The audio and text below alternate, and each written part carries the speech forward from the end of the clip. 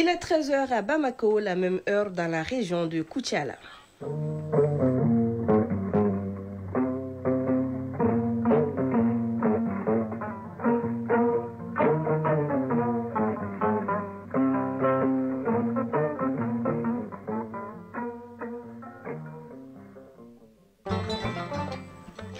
Mesdames et messieurs, en vous espérant santé, bonjour et merci de choisir Radio Mali pour vous informer au micro Brahma Traoré. Et Fatou Djabi, bonjour à tous, voici les titres.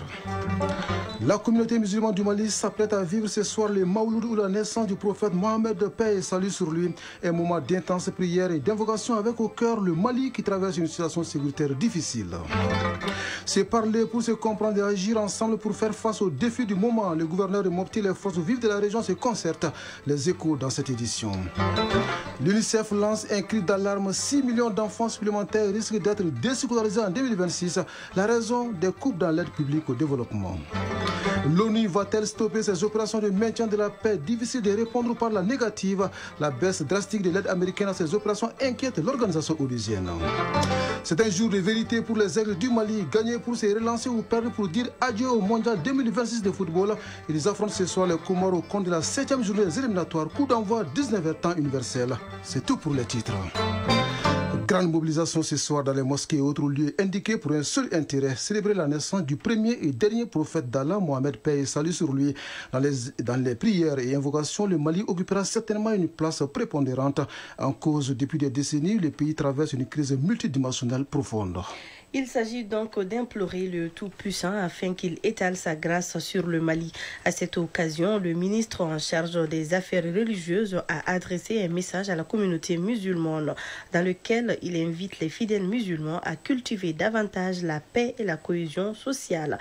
La synthèse avec Tchemo Kokonati. La célébration de Mawlud, un événement hautement symbolique pour la communauté musulmane, car marquant la naissance du prophète Mohamed, paix et salut sur lui. Occasion pour le ministre des tutelles, Dr Mahamadou Koné, d'exhorter les fidèles à cultiver la doctrine qui a toujours guidé la raison d'être du dernier prophète.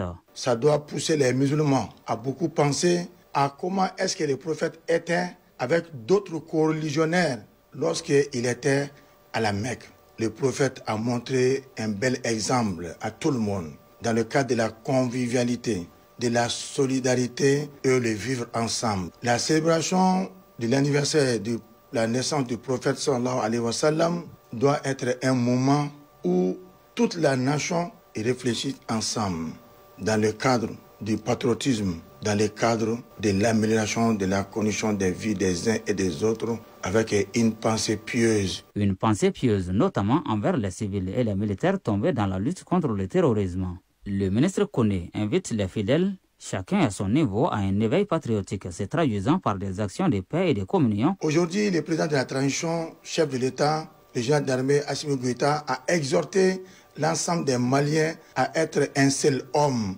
contre ceux qui sont en train de nous guetter, contre ceux qui sont en train de saper notre paix et notre quiétude.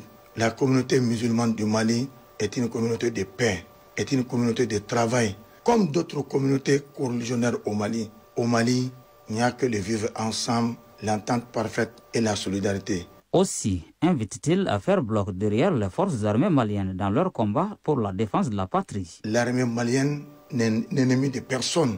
L'armée malienne est là pour tout le monde. C'est pourquoi toutes les communautés religieuses, non religieuses, bref, l'ensemble de la communauté du Mali doit soutenir l'armée malienne dans son combat de la recherche de la paix. Le ministre des Affaires religieuses, du culte et des coutumes conclut en formulant des vœux de paix et de prospérité pour non seulement la communauté musulmane, mais aussi pour l'ensemble de la population malienne.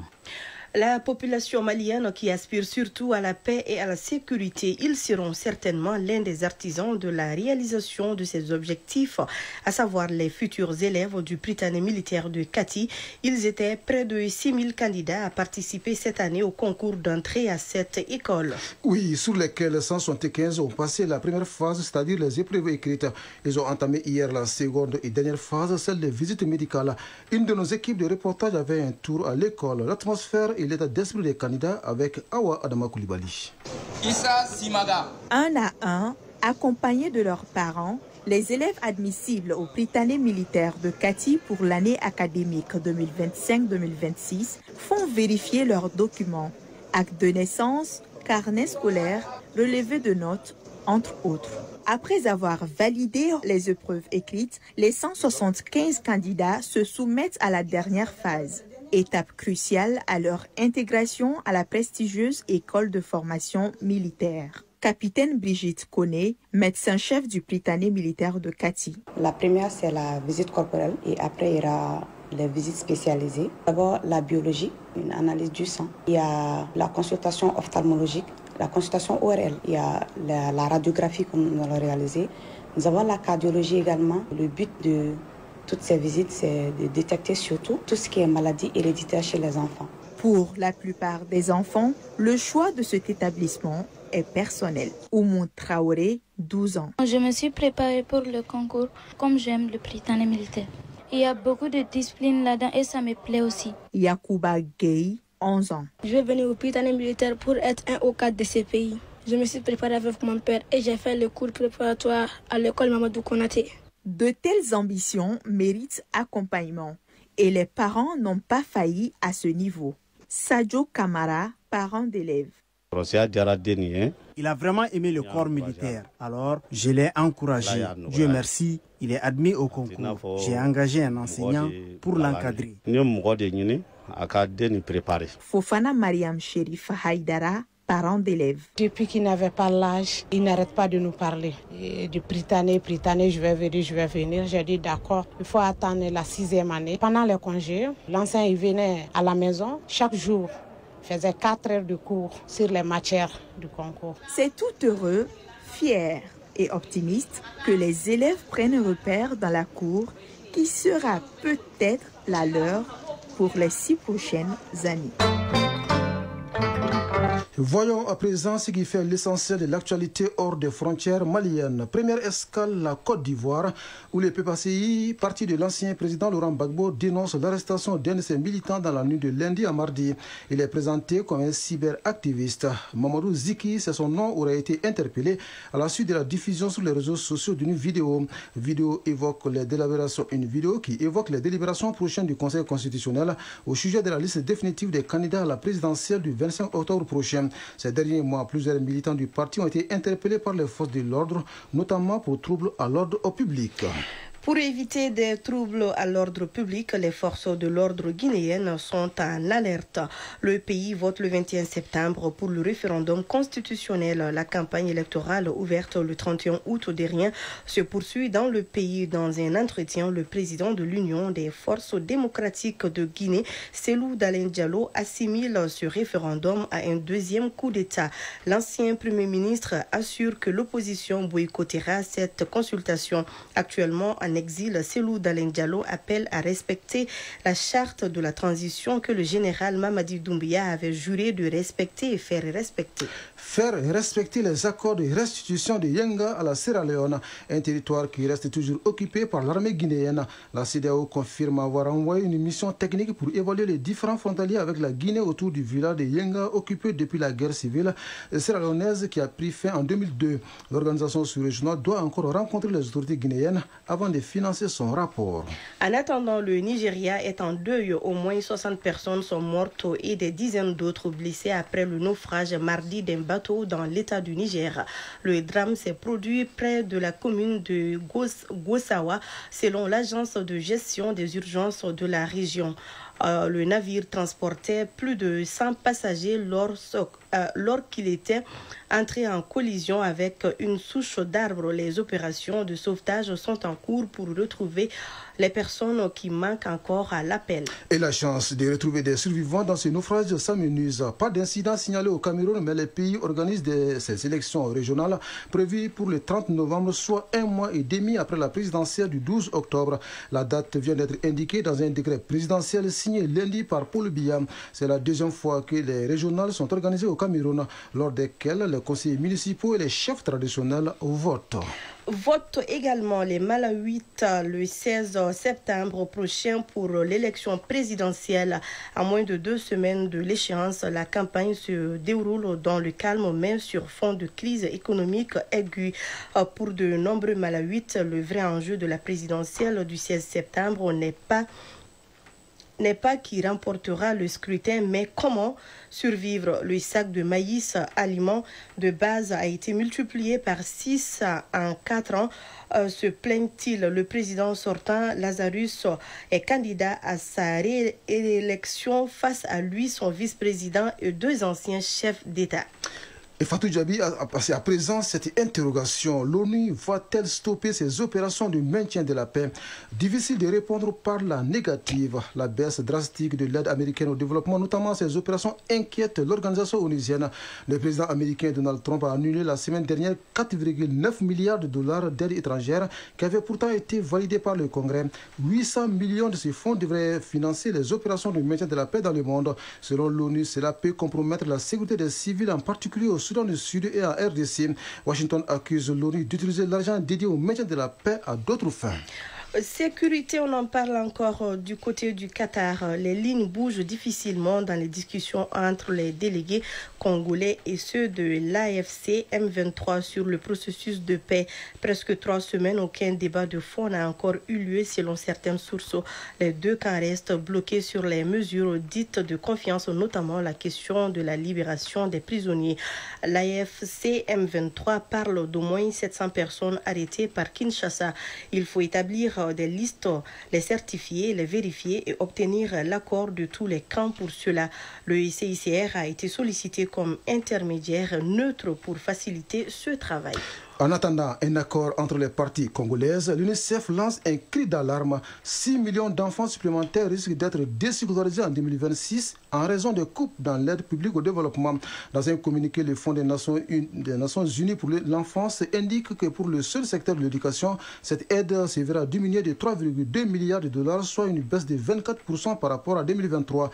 D'après l'UNICEF, ces déscolarisations toucheront principalement l'Afrique de l'Ouest et l'Afrique centrale. Au total, 1,9 million d'enfants risquent de ne plus pouvoir aller à l'école. L'UNICEF lance ce cri de cœur au moment où l'Élysée accueille ce jeudi une réunion de la coalition des volontaires pour l'Ukraine en présence du président Volodymyr Zelensky. Plusieurs dirigeants européens doivent faire le déplacement alors que d'autres participeront par visioconférence. Cette réunion convoquée par le président français Emmanuel Macron et le premier ministre britannique Keir Starmer a été précédée hier d'un dîner de travail. L'Europe est au rendez-vous pour la première fois avec ce niveau d'engagement et d'intensité, a déclaré le président Macron devant la presse. De la France, bouclons ce tour d'horizon par l'Afghanistan où plus de 1400 personnes sont mortes et plus de 3000 blessés selon un bilan officiel du séisme de dimanche. La situation humanitaire est jugée préoccupante par les ONG et les autorités. Alors que des moyens importants sont nécessaires pour atteindre les villages montagneux les plus reculés, les talibans ont appelé à l'aide internationale. Les humanitaires présents sur place se mobilisent tant bien que mal. Revenons au Mali, direction la Venise malienne où le gouverneur de Mopti et les forces vives ont une identité de vie sur les questions de paix, de sécurité et de développement. Face au chef de l'exécutif régional, les représentants des différentes couches socio-professionnelles, ensemble, ils réfléchissent afin de convenir du maintien du dialogue pour résoudre les préoccupations du moment. De Mopti, une correspondance de Oumar Maïga. Ils étaient tous là. Autorités, légitimité traditionnelle et coutumière, leaders religieux, acteurs de la société civile, communicateurs traditionnels, les groupements de jeunes, pour marquer d'une pierre blanche le cadre de prise de contact et de concertation du gouverneur de la région de Mopti en faveur du développement, de la paix, la cohésion sociale et de vivre ensemble entre les communautés. Général de brigade Daouda Dambélé, gouverneur de la région de Mopti. Aux chefs traditionnels, vous êtes les gardiens de nos traditions, les garants de notre identité. Votre sagesse légendaire, votre connaissance du terrain et votre recevabilité sont les atouts inestimables. Aux leaders religieux, vous guidez nos fidèles vers la piété et la moralité. À la société civile, vous êtes la voix du peuple, Votre dynamisme et votre engagement sont indispensables pour impulser les dynamiques qui répondent aux besoins réels de nos concitoyens. D'une seule voix, les légitimités traditionnelles et coutumières, les leaders religieux, les acteurs de la société civile, les communicateurs traditionnels, les jeunes, entre autres, ont réitéré leur détermination sans faille à soutenir les autorités régionales et celles de la transition. Boukari Touré, chef du village de Mopti. L'union fait la force. Nous devons nous mobiliser pour orienter nos autorités en tenant compte de nos mœurs et coutumes. Diallo Tata Touré, présidente du conseil régional de la société civile. Nous restons engagés et déterminés. Nous sommes aussi disponibles, femmes, hommes, jeunes et vieux, à vous accompagner dans votre noble et exaltante mission. Une mission que vous faites pour nous, pour notre bonheur, pour notre quiétude et notre sérénité. Général de brigade Daouda Dambélé, gouverneur de la région de Mopti. Votre participation active, vos contributions éclairées et votre volonté de trouver des solutions communes sont des atouts inestimables pour notre communauté. Aussi, les échanges ont été intenses, mais toujours respectueux, empreints de sagesse et avec une volonté de construire un avenir meilleur pour notre région. Les légitimités traditionnelles et coutumières sont l'incarnation des valeurs de la société. Leur rôle est déterminant dans les processus de développement de la région de Mopti et du Mali. Mopti, Oumar Meiga et Suleiman Topsigé pour l'ORTM. 13h passées de 15 minutes de la Venise malienne, posons nos valises à la cité du Méguétan où se tient la 3e session ordinaire du Conseil régional de Koulikoro. Une session essentiellement budgétaire qui débat des grandes orientations et des priorités de 2025. Oui, mais l'essentiel des échanges porte sur la difficile mobilisation des ressources financières, de quoi entraver la bonne exécution des activités programmées par le Conseil régional. On en parle avec Adama Traoré depuis Koulikoro. Les administrateurs du Conseil régional de Koulikoro se sont réunis à la faveur de la 3e session ordinaire du dit Conseil. Une session qui a permis d'examiner la communication autour des stratégies de mobilisation des ressources et des prévisions budgétaires. Cheikh Fandamadi Traoré, représentant le président du Conseil régional de Koulikoro. Cet avant-projet de budget que nous sommes en train de faire ne serait ni surévalué ni sous-estimé. Au cours de cette session, les administrateurs ont également évoqué la difficulté dans la mobilisation des ressources financières. Nous avions aujourd'hui des difficultés parce qu'il y a la région de Koulikoro qui a été scindée en 3.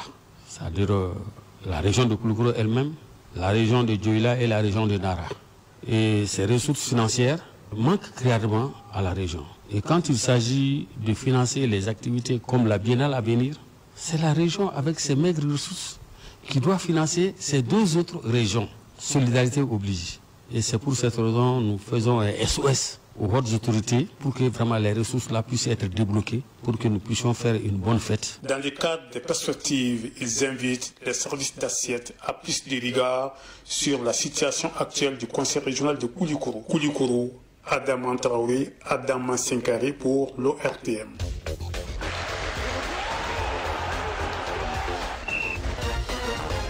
Jour de vérité pour les aigles du Mali. Ils doivent impérativement battre ce soir les Comores pour espérer se relancer dans les éliminatoires du Mondial 2026 de football. Le coup d'envoi du match est prévu à 19h temps universel à Berkane au Maroc.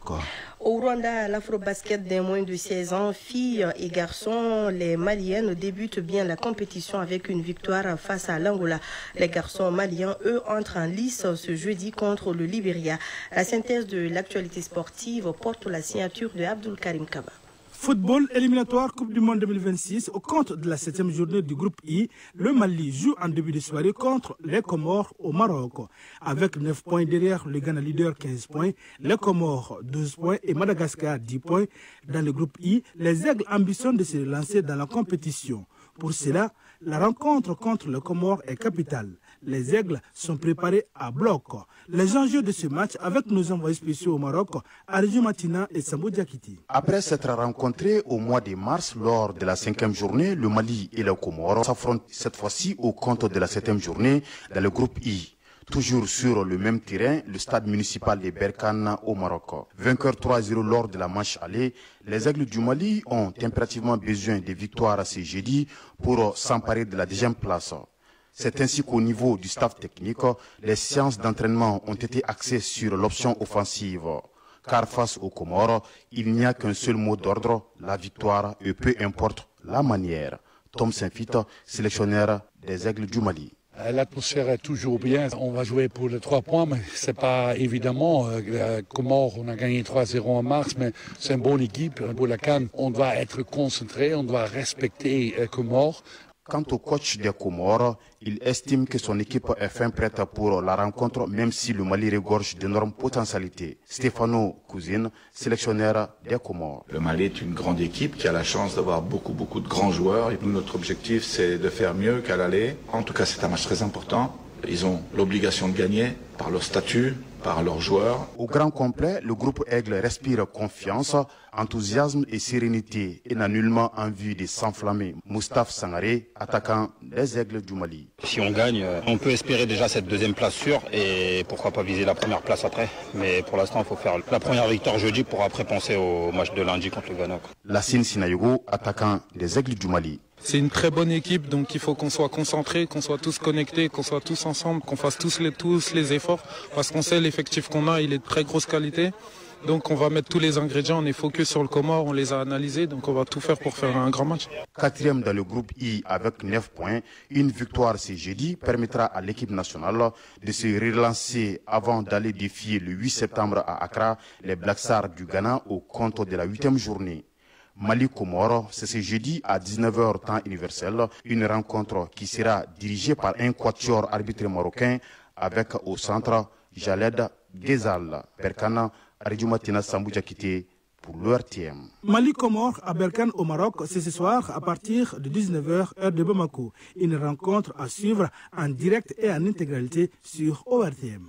Football toujours avec la Super Coupe Générale d'Armée Assimi Goïta. La finale opposera dimanche Mopti et Koulikoro. Ce sera un duel entre des anciens vainqueurs de la Super Coupe Générale d'Armée Assimi Goïta. Mopti, qui a gagné le trophée en 2022, a éliminé en demi-finale la formation de Bougouni au tir au but 4-3. Koulikoro, détenteur du trophée, a écarté l'équipe de Tombouctou par le score de 2-1. Auparavant samedi, Bougouni et Tombouctou joueront la 3e place. Basketball, Afro-Basket de moins de 16 ans filles et garçons au Rwanda 2025, les Maliennes ont gagné hier leur première sortie contre l'Angola. Les Angolaises n'ont pas fait le poids. Score final 52-44 pour le Mali. Pour la 2e sortie, les U16 filles du Mali affronteront la Côte d'Ivoire. Cette rencontre est prévue pour samedi à partir de 11h GMT. Les garçons entrent en lice aujourd'hui contre le Libéria. En raison donc de ce match Mali-Comores qui est prévu pour 19h, le journal de 19h30 vous sera proposé juste après la rencontre. Bonne chance aux Aigles et sur ce, prenez soin de vous car chaque heure de vie est une chance et chaque jour est une grâce. Que la grâce d'Allah soit avec nous. Vous l'aurez compris, c'est la fin de cette édition. Mise en onde par Bintou Traoré, mise en ligne Sekou Traoré. Juste après nous, Kaniketa sera là pour la lecture des avis et communiqués pour vous dire que c'est fini pour nous aujourd'hui. Nous étions Broma Traoré et Fatou Djabi. Grand merci à vous de nous avoir suivis. Très belle fin de journée à vous, où que vous soyez.